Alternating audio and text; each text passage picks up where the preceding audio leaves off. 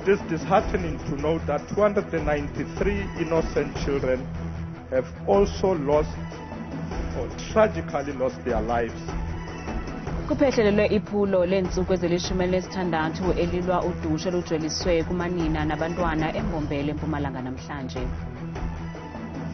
Ukalathi umphefumlo wami uyanqamuka. Sithi thina nyamezela mntwana msikusela incwedini. Bekwe kwikhaya lakhe lokugqibela uVika Dayi nodlwengulweze wabulawa engqaleni eMpuma Koloni.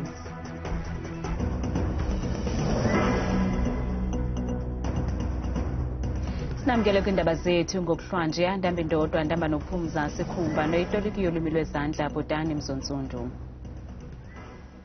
Sekela Mongameli weli umnumzana Paul Mashatile uphehlelele iphulo leentsuku ezili-16 elilwa impatho gadalala ngakwabasetyhini nabantwana ngelithi ipalamente iphumeze imithetho emithandathu enjongo zikuqobisana nalo mkhwa. OkaMashatile wenze intetho ephambili eMbombela eMpumalanga. Egameni likarhulumente usekela mongameli uzibophelele namanye amaqela abandakanyekayo ekulweni umkhwa wokuxhaphaza ngokwesini athi ugabadele kweli watsho edandalazisa iinkcukacha-manani.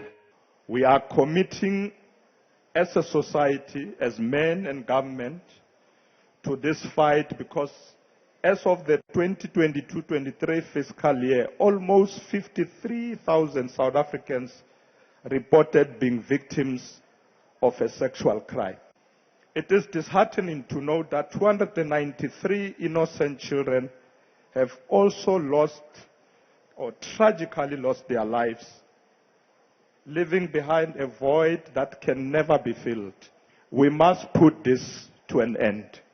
Ebongoza iinkundla ukuba zingahleki nanye kwezihlekisayo kwizaphuli-mthetho utsho esothulela umnqwazi amapolisa ngokuqinisekisa ukutshutshiswa ngempumelelo kwenxalenye yezaphuli-mthetho. We would further like to express our appreciation for the efforts by the South African Police Service in combating GBV and femicide. The recent identification and takedown of 27 sexual predators in the country and the recent sentencing of someone called Mario Guisti. He was sentenced to 6,400 years.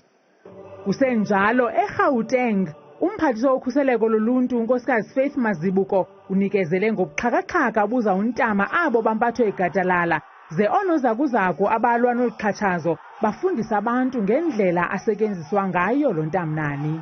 Litokona utsamaya indlu nendlu assist people to load that e-panic button so that when a man abuses a woman at home, me unolitsifela that panic button, amaphoyisa azoza azosibopha leso sigebengu leso abusayo ariskayifang bana babapaleka yona alam ena.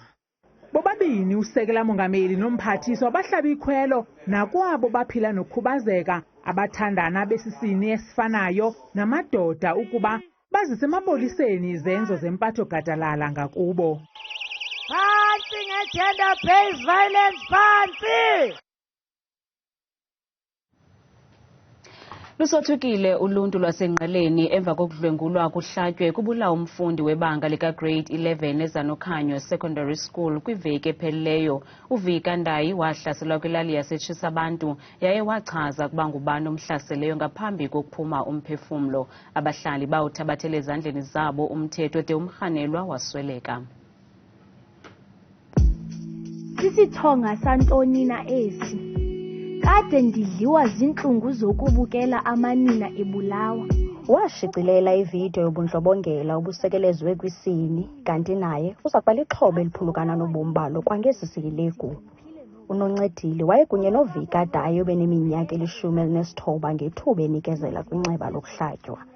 Simthathile ke kulo moto ebelayishwe kuye sahamba naye apha endleleni siya esibhedlele. Sithe xa siselutsheko kwivenkile kuthiwa kuseMakhuzini.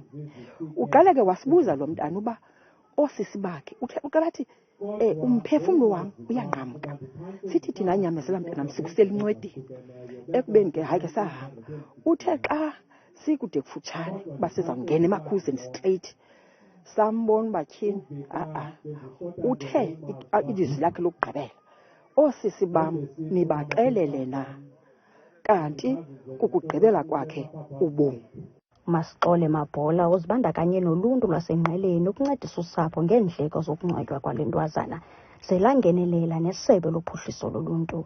Akusemva ngoba ke elikhaya silibone ezindabeni zaNewsroom Africa, sabona ne-visuals that elikhaya alikwazi ungcwaba umntana. Senza ke ngoku igroup ka-WhatsApp, then ndacela abantu into yoba bancedise umntu ngaloo nto anayo. Utata kaMfi uthi kumthuthuzela ukubekwa kwethambo lomntwana wakhe. Hayi kona kubhetele sengibefihliwe nje ngoba lokho ibile xhala kumba uzofihlwa njani.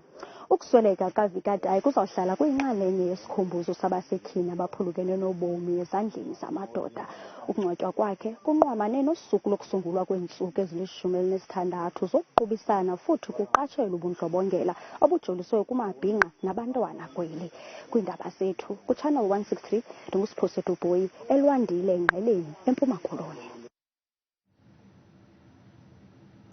Umphathisi amapolisa kweli umnumzana Bheki Cele uthi uxhalabile kukwanda kokubulawa kwamapolisa kweli kule veki nje. Ngamapolisa 4 abulawe ngethuba esemsebenzini. Oku kuthethe kumngcwabo ka-Constable Siphesihle Cele nobeneminyaka engama-26 nodutyulwe kwindawo yentselo kule mpelaveki siphuma kuyo eMpangeni. Elinye futhi ilungu lombutho wamaphoyisa kuleli elisala enkundleni, uConstable Siphesihle Cele obeyingxenye yophiko olulawula ukuziphatha komphakathi, ungomunye ke wamalungu ombutho wamaphoyisa amaningi afela entsimini. Umndeni wakhe umchaze njengomuntu obesaya kude nempilo. So njengomndeni sishiyeke sisibona sishiyeke ebudengwane ngoba besisinethemba besibone ifuture yakhe ukuthi uyaqhubeka kahle nempilo Siphe. Ekuqaleni kwesonto uSergeant Riyad Adams wadutshulwa washona ngesikhathi kubanjwa inkunzi esitolo sobucwebe kwenye ezinxanxathela zezitolo eThekwini. Ngenyanga edlule uwarrant officer Sithembiso Mazibuko wophiko oluphenya amacala abucayi wasala enkundleni ke bedudulana ngezulu lezandla nezinswelaboya eNtuzuma.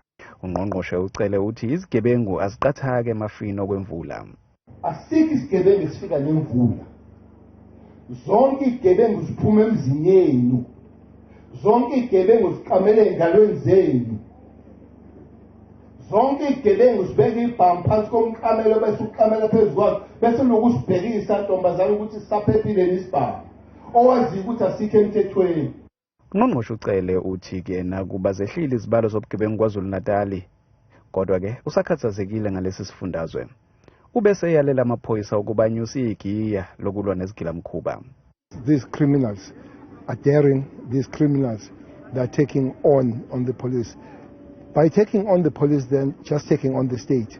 So it is important that police get tougher, but they also get technically aware around them. uConstable Cele ushiye emhlabeni obabekazi bakhe kanye nabane wabo.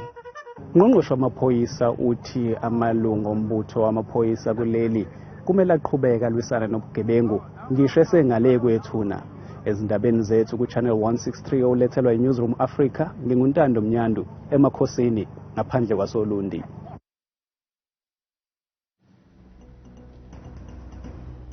Namhlanje uConstable Marvin Maphoro ubomi bakhe bucuthwe ngonqevu wabaqhushumbise i-ATM eThembisa. We acknowledge that Constable Maphoro,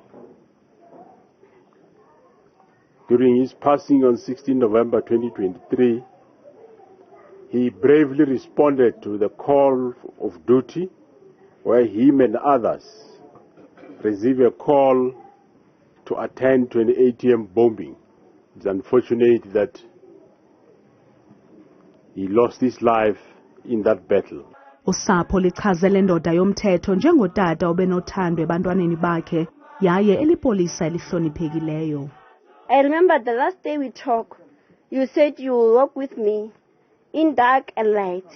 Now I'm left alone. No best friend, no father. I have no one to listen to. Now rest in peace, best friend. Father, protector, my hero, my listener, my spotlight in life. I love you, Daddy, till we meet again. Your daughter, Buntle. Ngamapolisa ngaphaya kwama-35 aphulukana nobomi esenkomeni phakathi kwenyanga kaJulayi ukuya kuSeptemba kulo nyaka.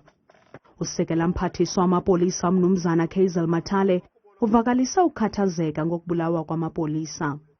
Deafening silence that comes from communities and the media when a police officer is killed is also a serious concern to us. Moreover, because we always hear drowning noise accompanying by all forms of unfounded criticism when a police officer kills a civilian. Ladies and gentlemen, the continuous killing of our dedicated men and women in blue remains a sore thorn to us. It cannot be acceptable. We cannot continue to lose our finest and most committed men and women under such circumstances. Kambe usekela mphathiswa ukwathembise usapho ngelithi basezithendeni zale migulukudu esube umphefumlo kaMaphoro. Ndinguzola Sholwana weendaba zethu kuchannel 163 oziphathelwa Newsroom Africa eNkangala eBronkhortspruit. Kanti abantu baphefumle ngokuphehlelelwa kwephulo elilwa ukuxhatshazwa kwabasetyhini nabantwana kweli.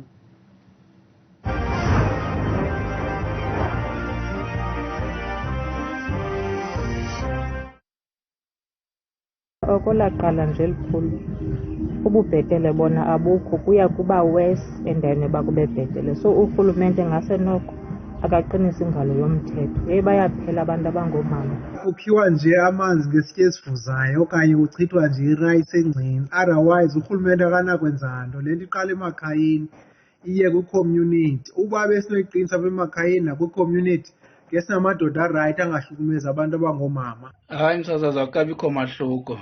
Abantu basophula umthetho nangoku abantwana babantu bafaka abuhlungu. Oko lalenziwe nje eliphulo kodwa likazina tshintsho tu ebantwini. Ngathi ezi zinto zenziwa nje ezi so 16 days of activism andiboni kwatshintsho tu kuloo nto leyo. Endaweni yaloo nto ezi zenzo zisezixhaphake qha. Utshintsho alikabikho tu umsasazi. Amanina nabantwana beli loMzantsi Afrika basahlukumezeka. Ayikatshintshi and ke ngoku endaweni uba mayithothe iya ibheka phaa aphinde ke ngoku ongusisi athi ebethiwe ebokoboko ahambe oyoripota emapoliseni athi asofika emapoliseni afika ayicime loo case ngenxa yovelwano. Facebook uQueen B Msongelwa uthi msasazi alukho tu utshintsho endaweni yoba kube bhetele kubi kakhulu urhulumente makhe aqinise ingalo yomthetho uTresevelcom. Ngosikhona Football uthi msasi inhlele yokufundisa amakhwenkwe aselula ngempatho elungileyo kumanina nabantwana kodwa ke andithethi ukuthi lukhona utshintsho. Thamsanqa Nduna Hlwele uthi hayi ngaphandle kokuphosisa mna andiluboni tu utshintsho jonga nangoku namhlanje bekufihlwa umntana ohlukunyezwe ngokungenalusini yindoda uShisetsuwa. Bukelo ngaphefumla kwimixholo yethu sebenzisele nombolo kaWhatsApp nengu-071 670 2548. Abahlali baseBaziya eMthathe eMpuma Koloni bacela isikhululo samapolisa esingumambe hlala emva kothotho lweziganeko zolwaphulo-mthetho eziquka okudlwengulwa kwabantu abadala. Amanina kule lali angungelene komkhulu kuyagwadla iqhinga lokulwa umkhwa wokuhlaselwa kwenkondekazi nobusela bemfuyo obuthabathe olunye unyawo. Elinyathelo balithathe emva kokudlwengulwa kwenkondekazi neminyaka engaphaya kwama-80 kutshanje. Le yilali yaseBaziya cebukuhle eMthatha. Ezinkondekazi ezixhaswana ngootata zityhola iziyobisi njengeziphembelela iziganeko zokuhlaselwa kwabantu asele boluphele ababhinqileyo.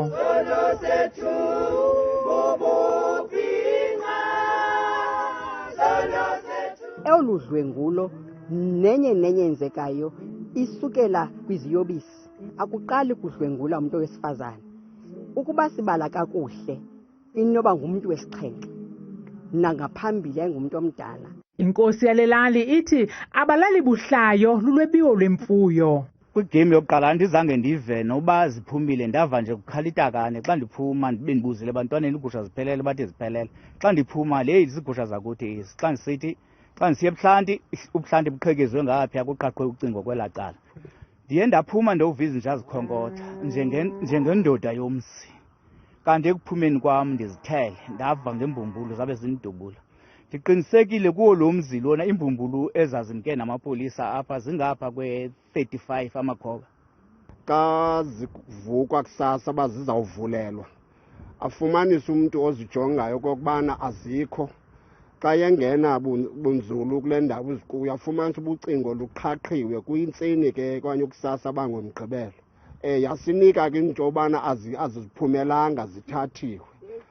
Kungoku nje aba bahlali banqwenela umahamba ehlala wesikhululo samapolisa kuba eso bamangala kuso sisemthatha kumgama ongama-47 ukusuka apha. Ukanti umakhulu uGqwetha ufuduselwe kwikhaya labantu abadala lusapho lwakhe kuba lusoyikisela ubomi bakhe emva kokudlwengulwa ngokungenalusini engasaboni enjalo emehlweni.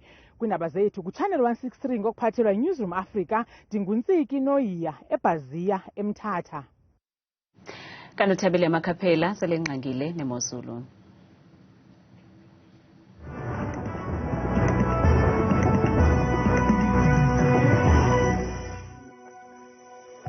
Khadibona iqonga kaloku mamqwatha omhle apho kwidesika yakhe wendaba. Ndiyakubulisa ke mbukeli wam ekhaya ndikwamkela wethu apha kwidesika yam ke yeMozulu. Mna igama lam kaloku ndikuThabile Makhaphela unomthembu ungqoza bethuna kutshanje ke nantsi imeko eMzantsi Afrika.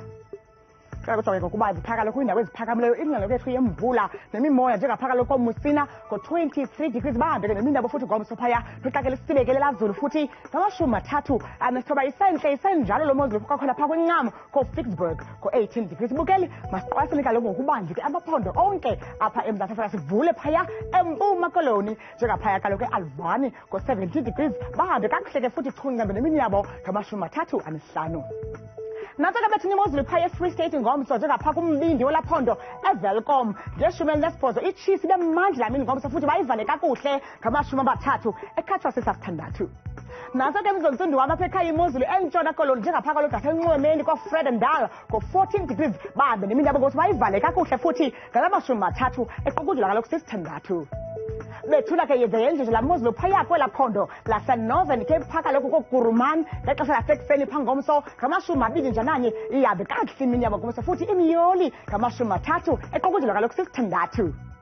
Bethuna apha ekhaya benjeje phaya ephondweni laseNorthwest njengaphaya kaloku kooTosca ngo-22 degrees phaya ekuseni bathi chunqembe nosuku lwabo ngomso futhi kokuhle ngama-30 ekhatshwa sisibhozo. Masiqwathele ngokubanzi kaloku bukeli babona baphila njani phaya eGauteng ngomso njengapha kuNdlunkulu ePretoria ekuseni ngama-21 noxa ke kusibekele mbukela apha ekhaya noko kuhle futhi kufudumele ngama-30 abenesile phaya ngorhatya lwangomso. Benjenje bona phaya ke kumantla eMzantsi Afrika eLimpopo njengaphaya kaloku kooThoyandou ngo-20 degrees kabevuka phaya ekuseni ngomso chunqembe nemiyabo kakuhle futhi bayivale ngala-30 abenesithandathu phaya ngorhatya lwangomso. Kanti bona baphila ngolu hlobo phaya eMpumalanga njengaphaya kaloku ko-Middelburg ekuseni bavuka kakuhle futhi 16 kanti bayivale beyisonge futhi laa mini yabo kakuhle ngo-30 degrees zapha ke balahleni kwisekuhle ngomso. Bukeli wam phaya kwela phondo laKwaZulu-Natal ngomso baphila kakuhle kakhulu njengapha kaloku ePongola bevuka ngama-21 bavala imini yabo ke esibekele kakhulu futhi ngo-34 degrees Vryheid 18. Bethuna ke isho kwimeko yam apha kwidesika imozulu. Mna bethuna ndikuthanda ndizenzi xesha lemjowi.